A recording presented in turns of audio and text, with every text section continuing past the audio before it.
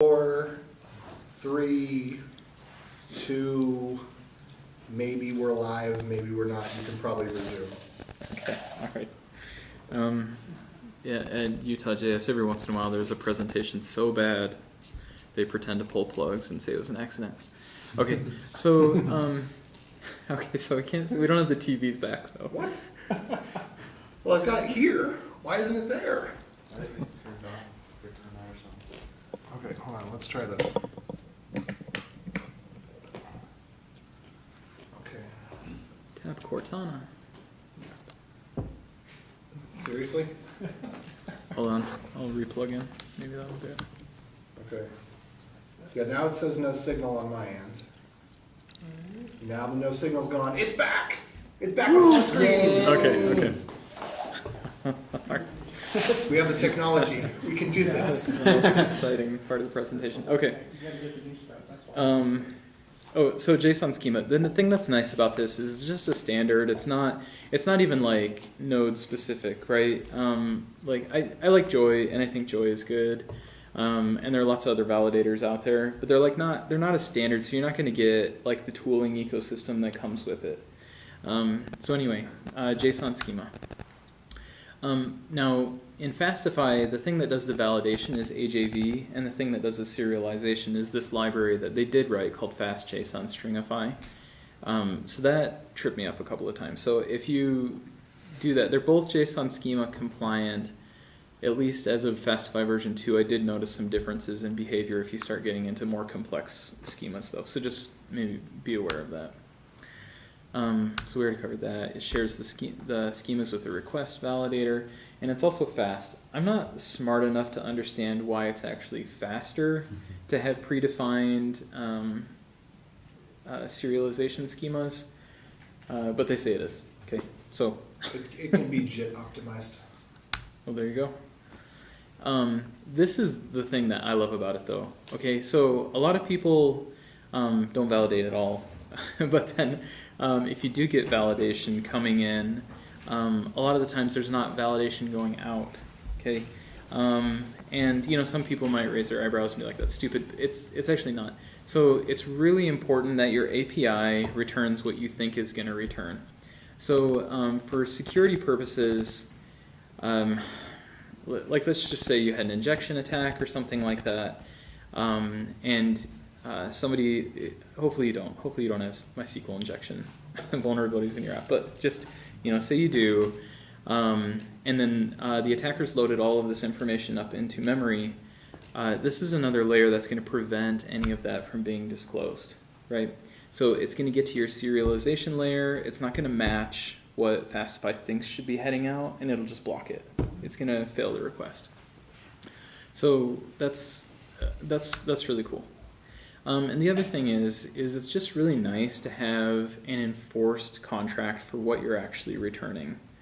I mean, you guys can put whatever you want in the Swagger docs, I guess, right? But I've seen plenty of APIs that you get surprises on the returns, right? And that's not a desirable application feature. So with these schemas in the front and the back, you know exactly what's going in, you know exactly what's going out. Okay, so just some examples. If you're already used to JSON schema, it's pretty. I guess even if you're not, it's pretty straightforward, right? So Fastify has this top level method that you can use called add schema, and this is going to be shared, like I said, between the validators, between the serializers. So really just give it a name. This is JSON schema, you tell us an object, and then what's in there, right? So I've got a property hello, and it's a string. Okay, so that's pretty straightforward. And Joy is really popular. You're probably used to that, and you can do lots of things. Like you can say it's optional, it's required. You can say like add regex. There's all sorts of stuff you can do. You can tack it on there and chain it all together, right? And so these get more confusing. I don't think they're as easy to read as Joy is personally. But anyway, so you define this, and then just in your route, you go ahead and you can just reference the schemas that go in, right? And so I think this is kind of nonsense. I don't know why you have the same schema for the body and the headers, but I think it's just to illustrate that you can share these, right? So let's check out this other thing. Okay, now on the replies, you have the same thing going on. So you can see that there's some kind of cool matching going on here, right? So when we're serializing data on the way out, we're going to match two different schemas. Okay, so if it's a 201 reply, we've got a value, which is a string. But then if it's any other 200, we're also going to have this other value, which is a Boolean. So again, this is really nice that it's very, very plain on what your API is returning. It's enforced by code, so you're not going to get surprises. And you can even do things like, there's plugins to auto-generate your Swagger docs and stuff like that off of it. Okay, what did I put in here? Okay, what if I'm a whiny baby that doesn't like writing my validation schemas as JSON? Okay, that's a valid point, Mr. Joy user. Okay, so, well, I guess first point, don't be a whiny baby, okay? But maybe more seriously, what we've got is the Fastify authors, I guess, they've had a lot of whiny babies around, I don't know. But anyway, they've added this in version 3. So it's this new module they've created, Fluent JSON Schema. It's not specific to Fastify, it works independently of Fastify, but the maintainers did write it. And so, this is Joy looking. Right? Not exactly, but it's very similar to how Joy looks, right? But what this is going to do is it's actually going to generate your JSON schema for you. So you can still get what I think is a nicer syntax. It's a little easier to read. You still get the chaining that you're used to, which is nice as well, because this is a little more complex one right here, right? So I've got this array, it can have at most 3 items, and then what are the items? They're integers, this array is required, right? So it's a little easier to read. Okay. Okay, all right, so let's talk about native async await support really quick. So a couple of nice things about this, I guess it's stuff I've already said basically, but no plugins, which is nice. It just works. And so, I don't know, I grew up in the era of callbacks, so I'm used to them, but I mean, like, it just makes a lot more sense to just return a value instead of passing a value into a function at the end of your function. And you don't have weird stuff happening, like you call the callback twice, or I don't know. I'm a big fan of async await.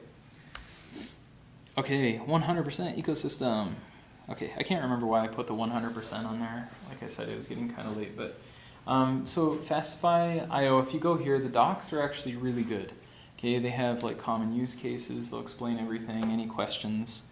One of the things that's really nice about it is the authors have, in that ecosystem I just linked, they have these core plugins. So you can see there's a lot of these, right? We only get down to C here. But they publish all of these modules, and they call them core plugins because these are supported by the maintainers. So they're kept up to date, they're always in sync with the latest Fastify versions.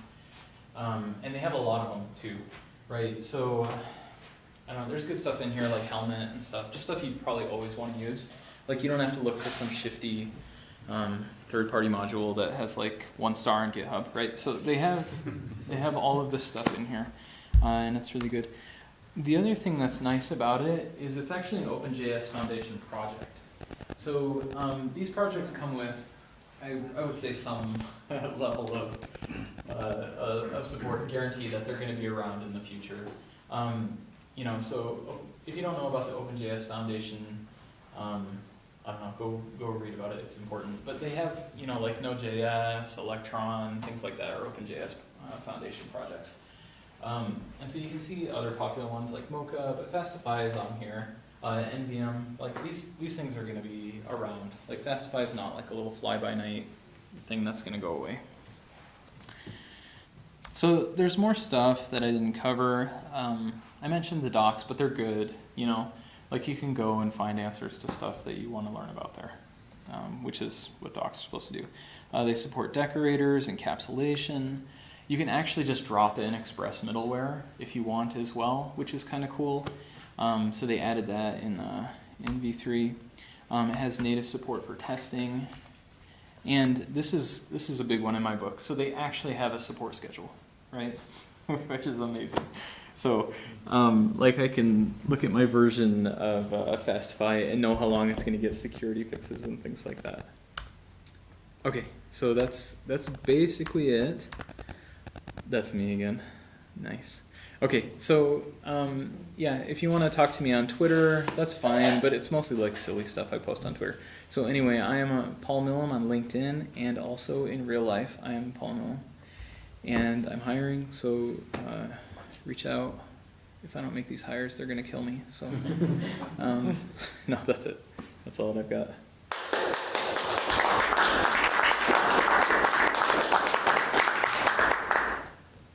Okay.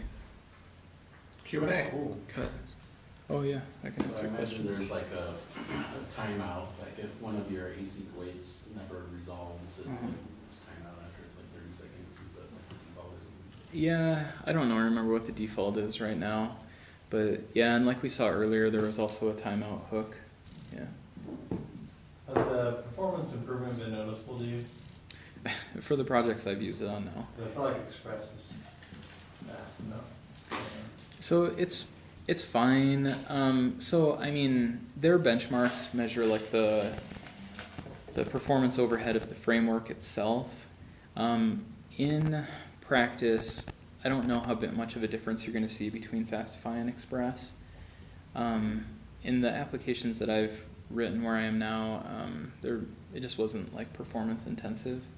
But it is always good to have a performant framework, Sure. right? You know, so I don't know, your mileage may vary, but they do take it seriously, and they also take performance testing seriously. Like they have a whole section on performance testing on their website. So, yeah, that's all. So when it comes to learning Fastify, because I'm pretty new to it, what is the biggest mistake that new developers make when coming to this technology? I don't know. The biggest mistake I made was JSON Schema can just be terrible sometimes. I hated it for like a month of my life. But anyway, I don't know. I'm sorry. I don't have a good answer for that. I know that at least a pattern I've seen in Express is like to nest the routers. Uh-huh. So you have like, anyway, for often they'll match the app itself. Right. Is that something you do, or is everything top level? So you can do it both ways, and one of the bullet points I had on there was encapsulation, and so you can go onto their docs and you can see a whole diagram of how that all works, because you might want to do something like that.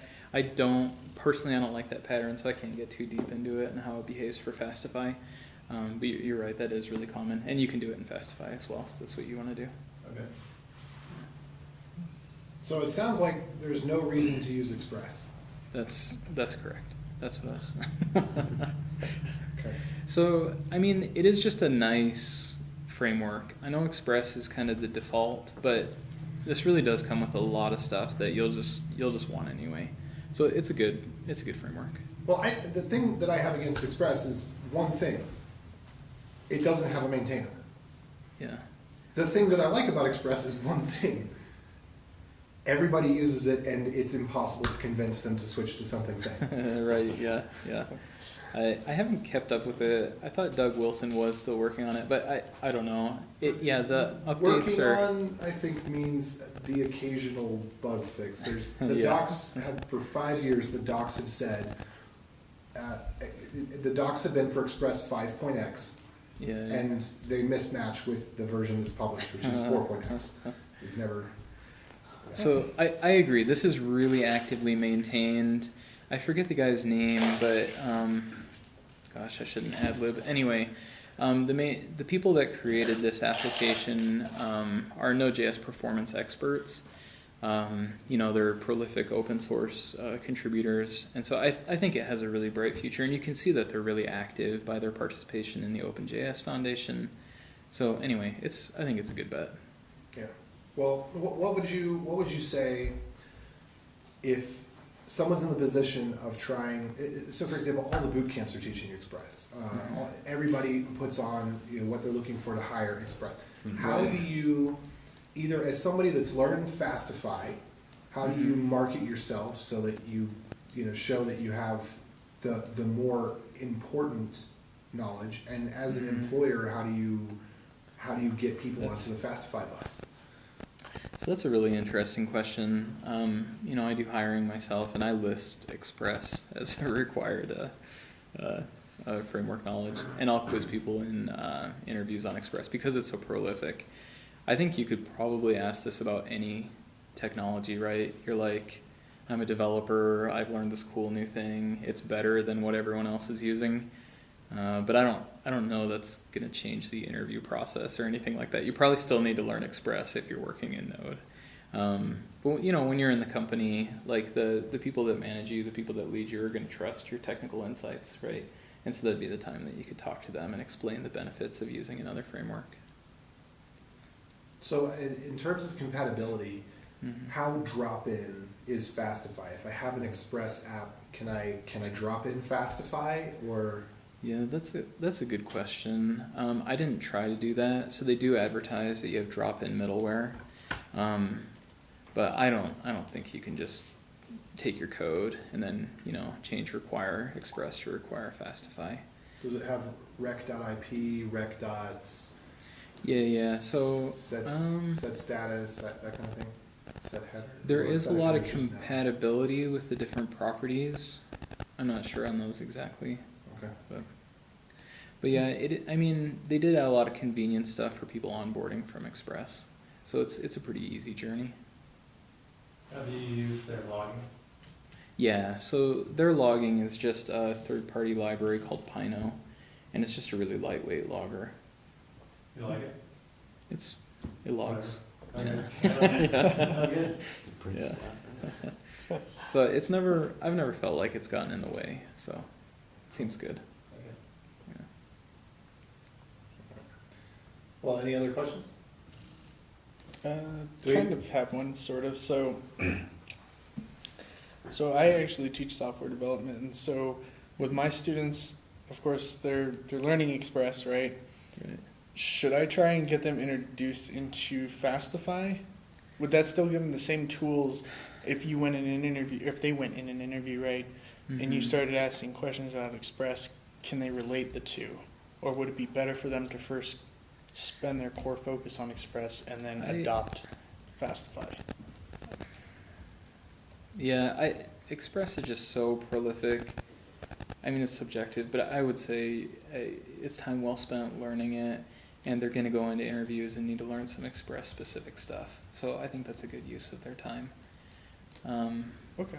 When they grow up, they can learn Fastify. But I mean, at that phase, you really want to focus on making sure they're compatible with what people are going to be asking them, right? So, Wait, when they grow up, wouldn't they be using Go? nice.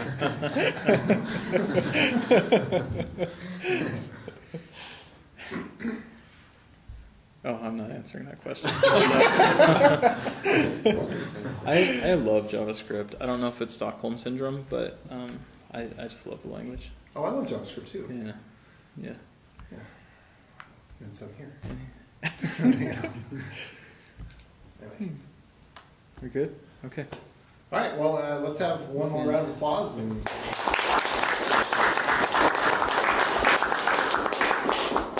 just go around the room, and we won't catch everybody clapping. All right, so we'll switch hot seats, and we'll be back. So for those of you that are online, we'll be back in just 5 minutes or less. But if you like this, if it was useful at all, go ahead and give it a like. We'll get that contact information into the doobly-doo so that you can reach out to Paul if you want to throw tomatoes and harass him. And, and give a thumbs down if you really just didn't like the guy, because every thumb helps. And hit the subscribe and the whatchamajigs and all the, you know the drill. Adios.